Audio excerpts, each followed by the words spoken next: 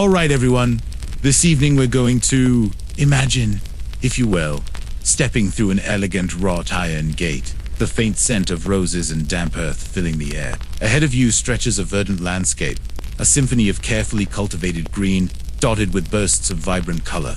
The gentle hum of bees mingles with the distant trickle of a fountain, and a soft, English breeze whispers through the leaves. You've just entered an 18th century English garden, a place of beauty, tranquility, and surprising ingenuity. These weren't just pretty patches of land. They were meticulously designed living artworks, often reflecting philosophical ideals as much as horticultural prowess, but maintaining such a place with their hand tools and reliance on nature's whims.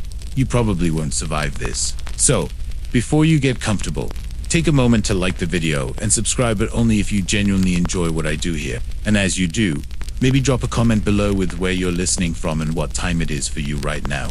It's always fascinating to see how our little community stretches across the globe. Now, dim the lights, maybe turn on a fan for that soft background hum, and let's ease into tonight's journey together. The 18th century in England, often referred to as the Georgian era, was a fascinating time for garden design. It was a period of significant shift, moving away from the rigid, formal, geometrically precise gardens of the French Baroque style towards a more naturalistic, idealized landscape. Think less clipped hedges shaped like animals, and more rolling lawns and meandering paths. This new style aimed to mimic nature, but an improved nature, an idyllic version of the English countryside, often dotted with classical follies and picturesque vistas. These gardens weren't just for looking at, they were designed for strolling, for contemplation, and for leisurely enjoyment, offering a refuge from the often bustling social and political life of the era. For many, the garden represented a profound connection to the natural world, a place where one could cultivate not just plants, but also one's mind and spirit. It was a retreat, a source of aesthetic pleasure, and a living testament to the owner's taste and knowledge. The pleasure wasn't always about growth. Often, it was found in the simple details, the perfect bloom, the rustle of leaves, the scent of a fragrant herb. This focus on simple pleasures meant that even smaller gardens, attached to more modest homes, embraced many of the same principles, creating pockets of cultivated beauty for all to enjoy, provided they had the space and means. Historians still argue whether the shift to the naturalistic style was primarily a philosophical rejection of formality or a practical response to the English landscape, but its impact was revolutionary. It's like they decided their gardens should feel less like a stuffy ballroom and more like a gentle, romantic stroll through a painting. And honestly, who wouldn't prefer a picturesque view over a perfectly trimmed, unchanging hedge maze every day?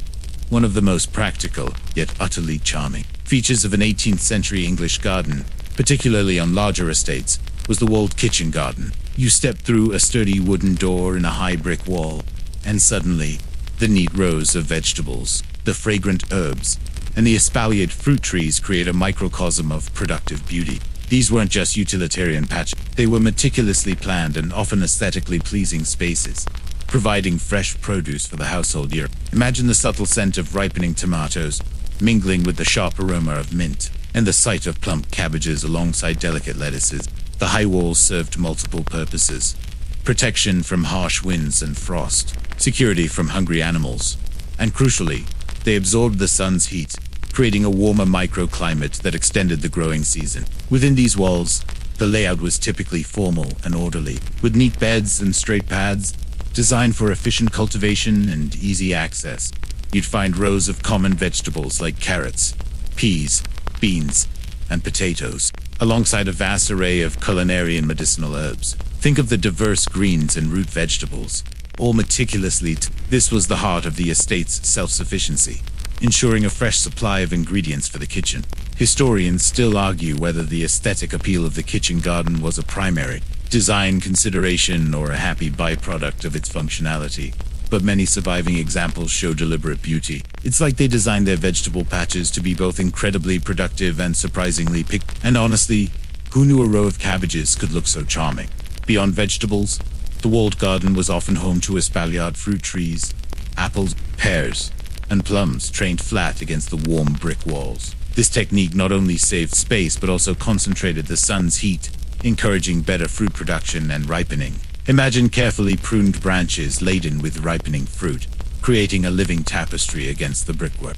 Soft fruit bushes, like currants and gooseberries, would also thrive here. The herb garden, often a distinct section within the walled enclosure, was a treasure trove of scents and remedies. You'd find everything from culinary herbs like thyme, rosemary, and parsley to medicinal herbs used for various ailments, or even for making potpourri to scent the house. This blending of utility and beauty, where every plant served a purpose, yet contributed to the overall charm, truly defined the simple pleasures of the 18th century walled kitchen garden. It was a space that nourished both the body and the soul, a quiet testament to the rhythms of nature and the careful hand of the gardener. Stepping out of the neat rows of the walled kitchen garden, you enter a space dedicated purely to aesthetic delight and sensory richness. The herbaceous borders, you see a vibrant tapestry of color and texture, flowers blooming in riotous profusion, their petals a symphony of pinks, purples, yellows, and blues, all framed by lush green foliage. These borders were a hallmark of the 18th century English garden, evolving from more formal parterres into a more naturalistic, overflowing style. Imagine walking along a winding path, a gentle breeze stirring the air, bringing with it a complex perfume of blossoms.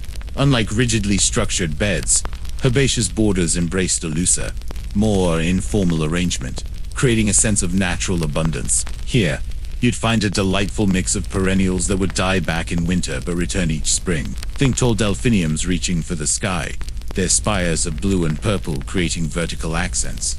Alongside them, fluffy peonies in blush pinks and creamy whites would offer a softer, more opulent display. The delicate lace of Docus carota, or Queen Anne's lace, might mingle with the bold, sunny faces of every plant was carefully chosen not just for its bloom, but for its foliage, its height, and its contribution to the overall visual harmony and succession of bloom throughout the seasons.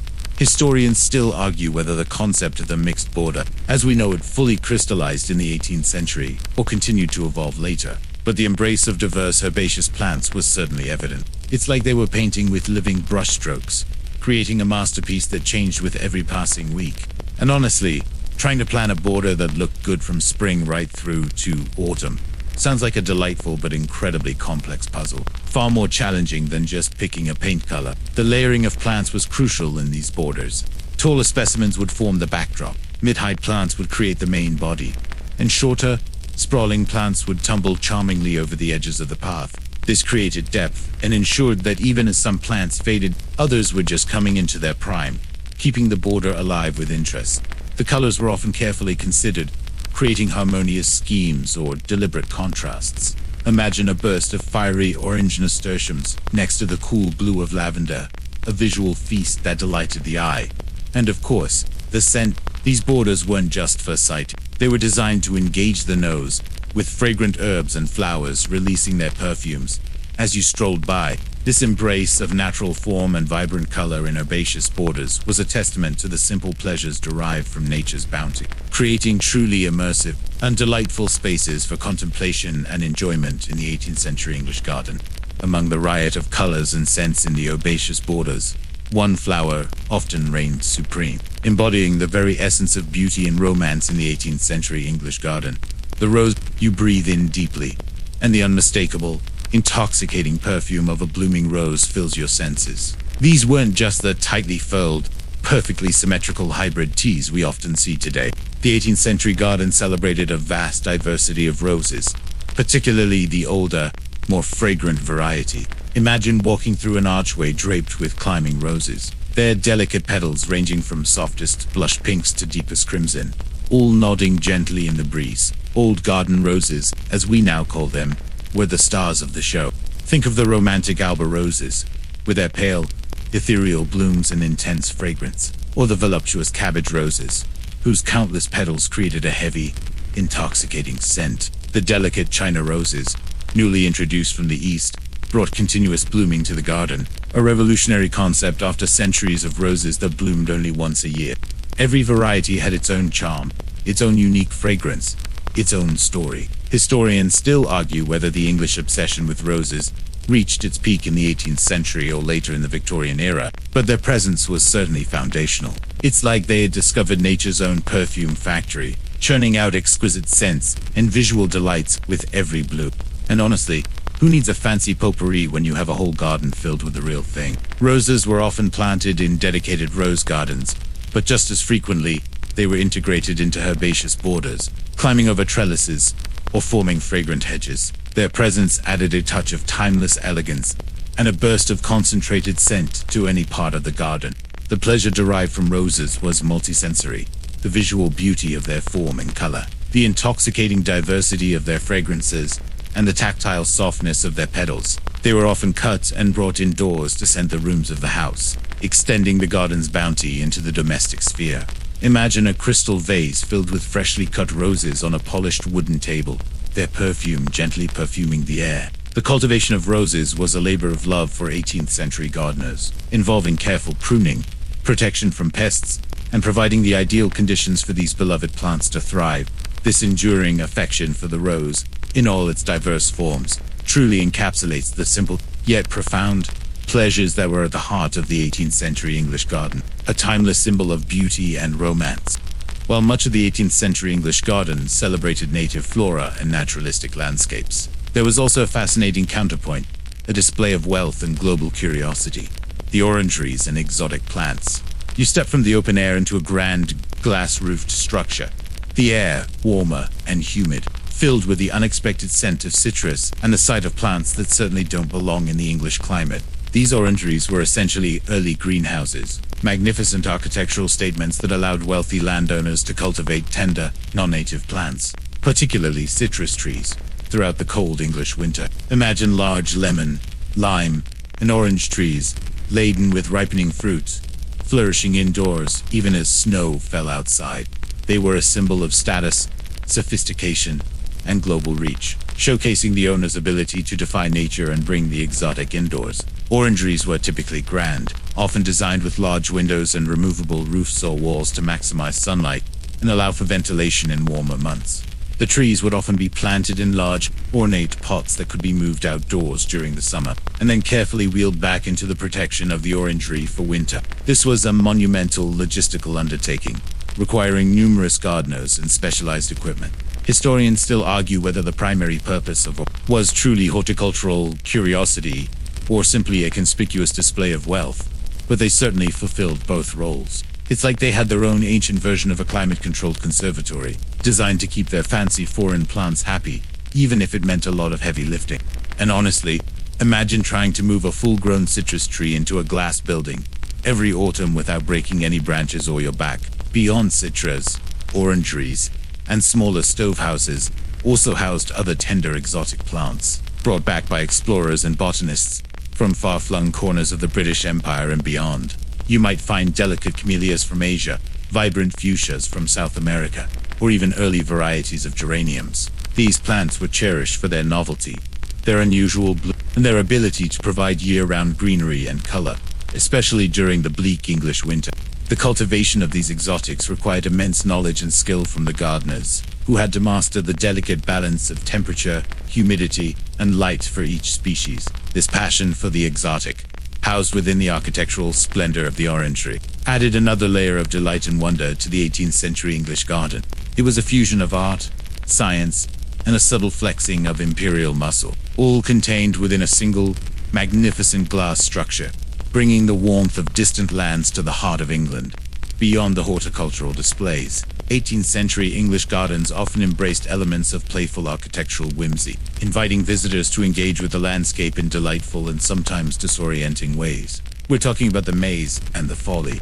You find yourself strolling along a winding path, perhaps in a garden like Hampton Court, and suddenly you're faced with towering hedges, meticulously clipped, forming a labyrinthine puzzle. This is the maze, a classic garden feature designed for amusement and gentle Imagine stepping inside, the tall green walls creating a confusing network of turns and dead ends, the air filled with laughter and perhaps a few frustrated sighs as visitors tried to find their way to the center or back out again. Mazes were pure entertainment, a living puzzle designed to challenge the mind and delight the senses, a playful counterpoint to the more serene aspects of the garden. These mazes, often made of yew, hornbeam, or other dense, easily clipped hedging plants, could be incredibly elaborate, with intricate patterns and multiple false paths. They were a social activity, perfect for playful chases and lighthearted competition during a garden party. Historians still argue whether the maze's design sometimes encoded symbolic meanings, or if it was purely for recreational purposes. But their popularity is undeniable. It's like they had their own ancient version of an escape room, but the walls were made of living greenery, and the only prize was finding your way out. And honestly, trying to navigate one of those things after a particularly hearty Georgian luncheon sounds like a real test of both wits and digestion. Then there were the follies. These were small, often whimsical, and purely decorative buildings or structures, intentionally placed in the landscape to evoke a particular mood, create a picturesque view, or spark contemplation.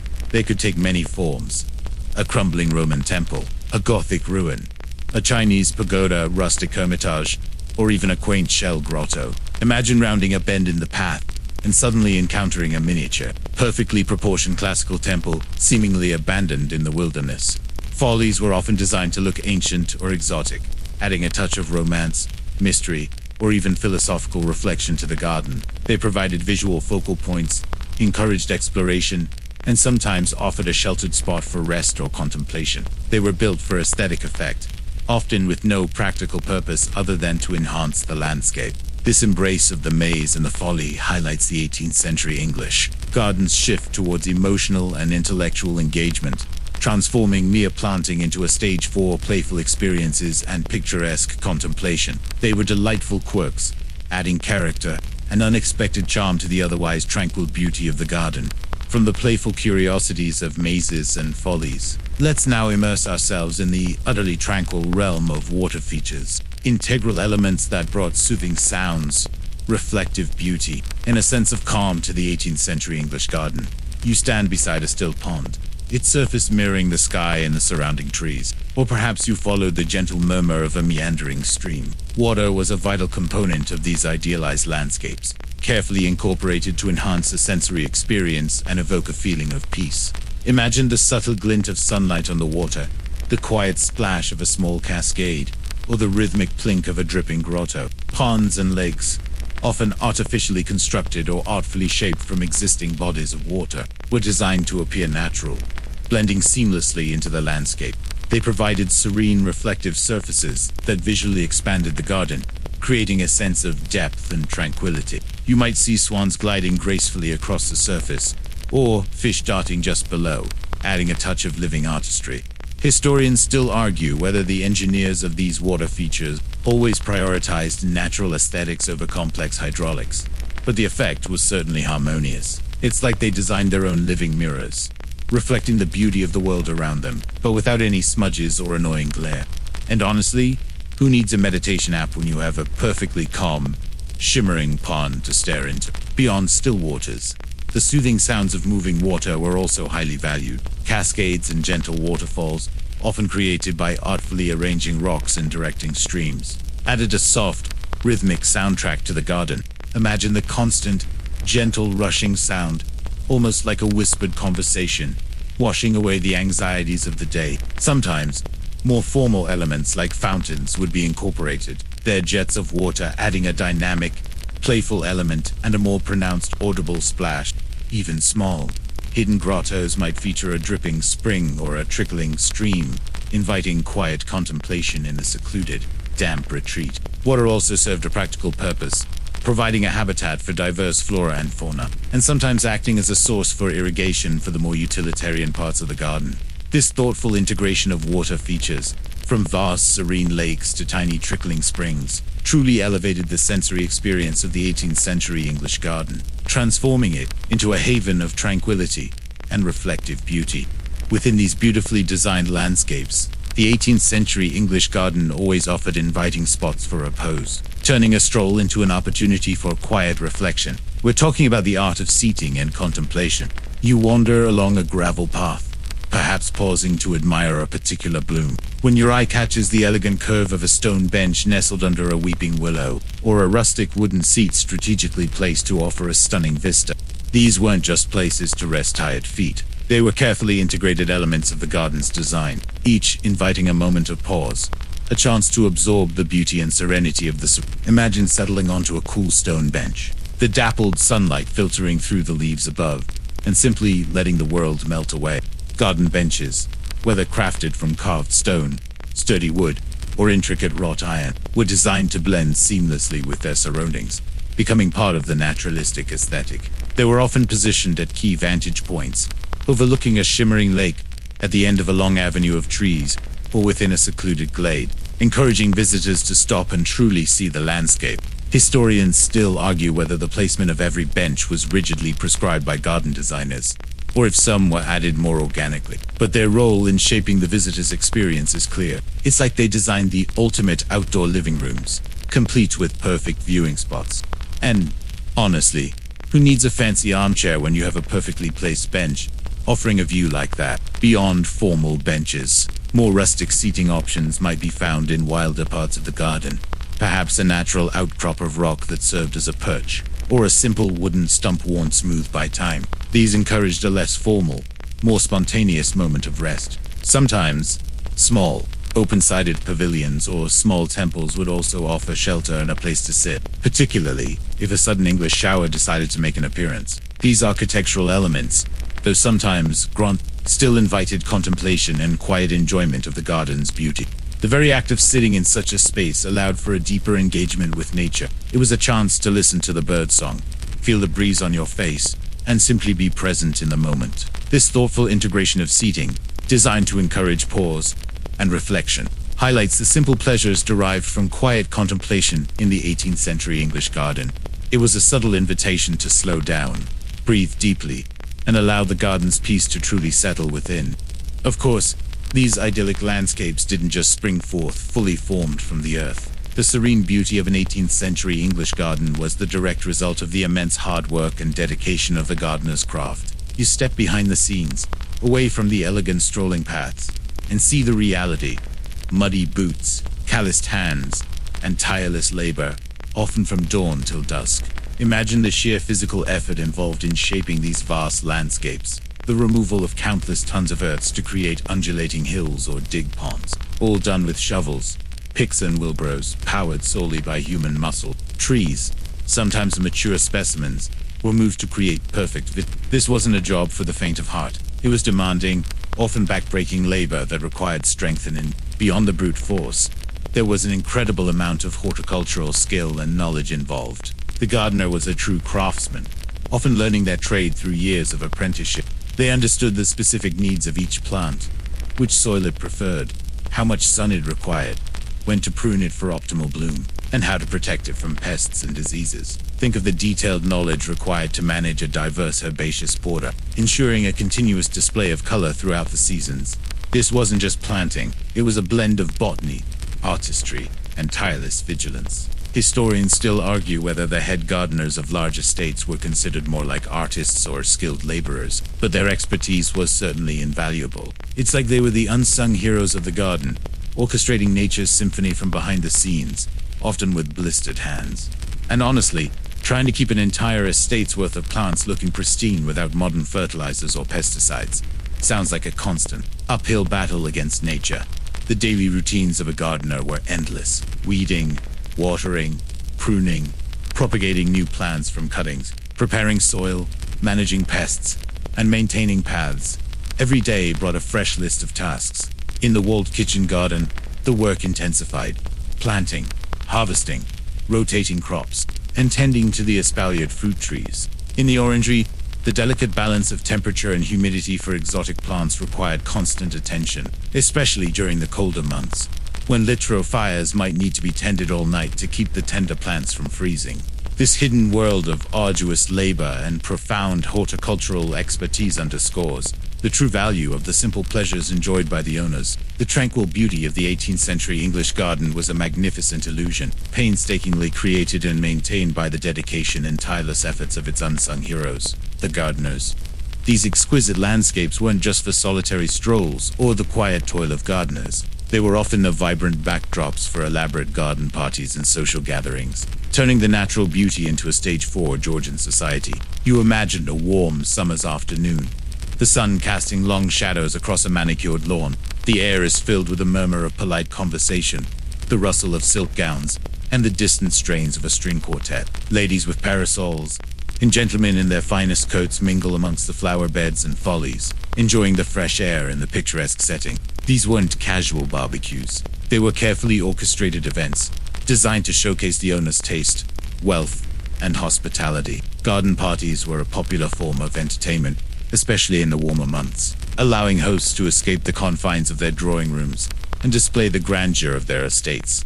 Imagine long tables laden with delicate pastries, cooling beverages, and perhaps exotic fruits from the orangery. Guests would stroll along the winding paths, discover hidden grottos, admire the water features, and perhaps even get playfully lost in a maze. It was a chance to see and be seen, to engage in witty banter, and to conduct discreet social maneuvering, all amidst the meticulously cultivated beauty of nature. Historians still argue whether the primary purpose of these garden parties was social display or genuine enjoyment, but they certainly fulfilled both roles. It's like they had their own ancient version of a fancy outdoor reception, but instead of DJs, they had live musicians in gazebos, and instead of selfies, they had portrait painters capturing the scene. And honestly, trying to maintain your composure and your elaborate wig in a sprawling garden while making polite conversation sounds like a truly elegant challenge. Beyond formal parties, gardens also provided a setting for more intimate social gatherings, perhaps a family tea on the lawn, or a quiet conversation between friends on a secluded bench. The natural beauty of the garden encouraged relaxation and conversation, fostering a sense of ease that might be harder to achieve indoors. Games might be played on the lawns, children might explore the more wilder parts of the garden, an artist might set up easels to capture the picturesque vista. The garden was an extension of the home, a versatile outdoor living space that adapted to various social functions. This integration of the garden into the social life of the Georgian elite highlights its role not just as an aesthetic masterpiece, but as a living stage for human interaction and enjoyment, proving that even centuries ago, a beautiful setting truly enhanced any gathering.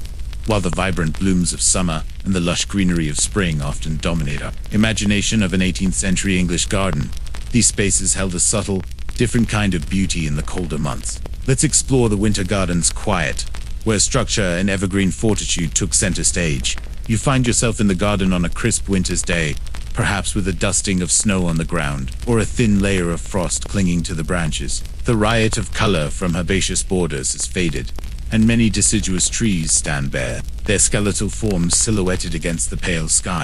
But even in this quiet season, the garden maintained a serene beauty, often revealing its underlying design and the careful planning that went into its creation. This was the time when the architectural bones of the garden truly stood out. The elegant lines of paths, the subtle undulations of the landscape, the strategic placement of follies and classical statues, all became more prominent without the overwhelming foliage of summer. Imagine the stark beauty of a grotto, perhaps with icicles clinging to its entrance, inviting a moment of quiet contemplation in the chill air. Evergreen trees and shrubs, such as yew, holly, and various conifers, provided vital splashes of green, offering visual anchors in the otherwise muted landscape. These plants, often meticulously clipped into hedges or topiary forms, ensured that the garden never truly felt barren. Historians still argue whether the winter aesthetic was a deliberate design goal or a necessary acceptance of the climate. But its unique charm is increasingly appreciated. It's like they had designed a garden that could tell a different story in every season. A quiet masterpiece even without its summer finery. And honestly, a winter walk through a well-structured garden, perhaps with a warm drink in hand, sounds wonderfully peaceful, doesn't it? The more utilitarian parts of the garden, like the walled kitchen garden, would still offer subtle signs of life, even in winter. Hardier greens, stored root vegetables, and the promise of early spring bulbs pushing through the frozen earth reminded the viewer of nature's cyclical resilience. The orangeries, glowing with their tropical inhabitants, would provide a warm, fragrant contrast to the cold outside, a visible testament to human ingenuity in defying the seasons. Even the patterns of bare tree branches against the sky, or the intricate forms of dried seed heads, offered their own delicate beauty. The winter garden invited a different kind of appreciation, one focused on form, texture, and the enduring resilience of nature. It was a quiet period, a time for the garden to rest and gather strength for the vibrant burst of spring, but offering its own unique, understated pleasures to those who chose to explore its hushed beauty. Beyond the visual delights, an 18th century English garden engaged all the senses, and perhaps none more profoundly than that of smell. let's explore the deliberate artistry of the scented garden, where fragrant plants were strategically placed to create an immersive olfactory experience. You close your eyes and breathe in, imagining the air heavy with a complex tapestry of natural perfumes. The sweet notes of honeysuckle, the spicy warmth of carnations, and the fresh zest of lemon balm. This wasn't accidental. It was a carefully orchestrated symphony of scents, designed to delight and evoke particular moods as you wandered through the landscape. Imagine strolling down a path edged with lavender, its soothing aroma releasing with every brush of your skirt, or pausing beneath a climbing rose, its intoxicating perfume a sudden, delightful surprise. Fragrance was considered as important as visual appeal in these gardens. Plants were chosen not just for their beautiful blooms, but for their ability to release their essences at different times of day, or with varying temperatures. Many of the old garden roses, as we discussed, were selected for their intense, complex perfumes, creating focal points of scent. But beyond roses, a vast array of other fragrant plants contributed to the garden's olfactory tapestry. Think of the sweet, heady scent of jasmine climbing over a pergola, or the rich, earthy aroma of wallflowers. Herbs, both culinary and medicinal, were also vital contributors, their leaves releasing pungent or sweet notes when brushed against. Historians still argue whether the complexity of scent walks was formally mapped out by designers, or if it was more intuitively arranged. But the deliberate cultivation of fragrance is clear. It's like they were creating a natural, living aromatherapy session, one section of the garden at a time. And honestly, who needs a room diffuser when your entire outdoor space smells like a dream? Other common scented plants included honeysuckle, its sweet, lingering scent particularly potent in the evening. Stocks and carnations, offering spicy, clove-like aromas. Various pinks, with their delicate, often spicy fragrance. Mignonette, a humble plant with an intensely sweet, often underestimated scent. Lemon balm and peppermint, their leaves releasing refreshing, uplifting aromas when crushed. The placement of these plants was key. They might be planted along pathways where visitors would naturally brush against them, near seating areas to enhance relaxation, or close to house windows so their fragrance could waft indoors. This meticulous cultivation of scent transformed the 18th century English garden into a truly multisensory experience, proving that the simple pleasure of a beautiful fragrance was a cherished, deliberate art form. To create and maintain these sprawling, intricate landscapes, 18th century English gardeners relied on surprisingly simple, yet incredibly effective, garden tools and techniques, a testament to human ingenuity before the age of mechanization.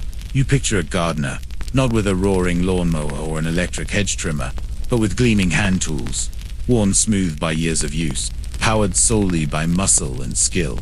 Imagine the rhythmic scraping of a hoe, the precise snip of pruning shears, or the steady sweep of a rake. These were the instruments of their craft, humble yet essential. The most fundamental tools were those for cultivation and weeding. The hoe was indispensable, used for breaking up soil, creating furrows for planting, and most tirelessly, for cutting weeds just below the surface. Various types of hoes existed, from wide-bladed ones for general weeding, to narrow ones for precision work between rows.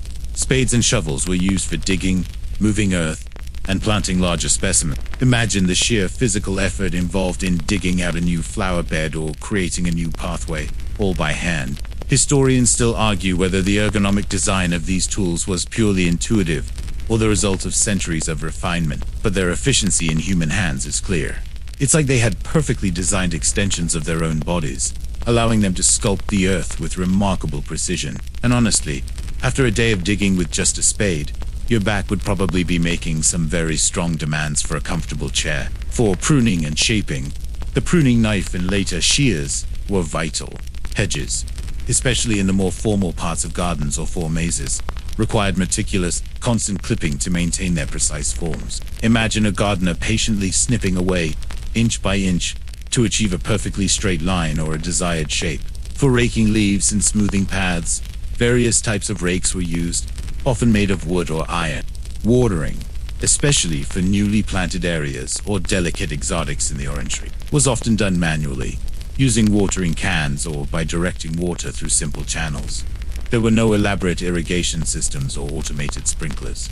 Every drop of water was delivered by hand. Propagation, the process of creating new plants, relied on simple techniques like cuttings, where a small piece of a plant was rooted in soil, or seed sowing, done by hand with meticulous care. This reliance on basic but well-crafted tools, combined with deep knowledge and tireless effort, highlights the practical ingenuity of 18th century gardeners.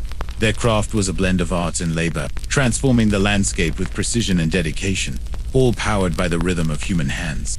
Beyond the aesthetic beauty and practical utility, the 18th century English garden offered a profound, almost unspoken benefit: nature's therapy. These carefully cultivated landscapes provided a vital sanctuary for well-being, long before the modern concepts of forest bathing or horticultural therapy existed.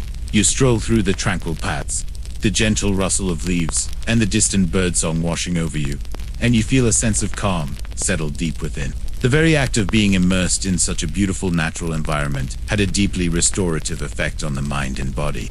Imagine the release of tension as you leave the bustling city or the demanding social obligations behind, stepping into a world designed for peace. The sensory richness of the garden, the vibrant colors, the diverse texture, the complex tapestry of fragrances, and the soothing sounds of water and birdsong engaged the senses in a gentle, non-overwhelming way. This sensory engagement could quiet a busy mind, drawing attention to the present moment and away from worries or anxieties. Historians still argue whether the perceived therapeutic benefits were explicitly articulated in Georgian society, or if they were simply understood intuitively. But anecdotal evidence suggests a strong connection.